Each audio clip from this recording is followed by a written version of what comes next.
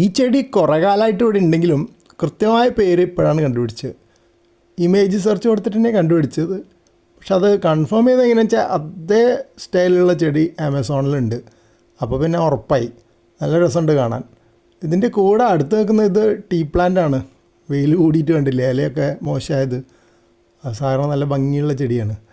അപ്പോൾ ഈ ചെടി പേര് കടിച്ചാൽപ്പെട്ട പേരായി തോന്നുമെങ്കിലും അത് ഓർക്കാൻ വലിയ ബുദ്ധിമുട്ടില്ല.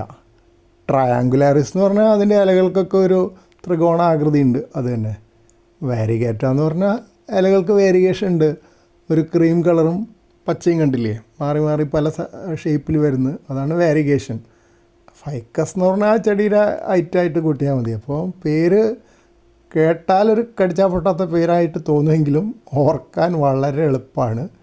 ഫൈക്കസ് എന്ന് ഓർത്ത് കഴിഞ്ഞാൽ ഈ ഫൈക്കസ് പലപ്പോഴും ഈ ഇല ഇങ്ങനെ പൊട്ടിച്ച് കഴിഞ്ഞാൽ ഒരു സാപ്പ് പശ പോലെ വരുന്നൊരു വെള്ള നിറത്തിൽ വരുന്നൊരു ടൈപ്പ് ചെടികൾ ചിലത് ഫൈക്കസ് ഞാൻ കേട്ടിട്ടുണ്ട്. അപ്പോൾ ഫൈക്കസ് ട്രയാങ്കുലാറിസ് വെരിഗേറ്റ ഓർക്കാൻ വളരെ എളുപ്പമാണ്. നല്ല ഭംഗിയാണ് കാണാൻ.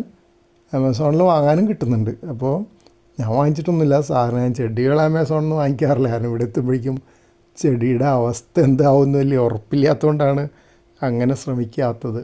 പിന്നെ ഇവിടെ അടുത്ത് ഇഷ്ടംപോലെ നഴ്സറികളുണ്ട്, പലതരം ചെടികളും കിട്ടാനുണ്ട്. അപ്പോൾ അതിന് വേണ്ടി വേറെ ഓൺലൈൻ വാങ്ങിച്ച് കഷ്ടപ്പെടണ്ടല്ലോ.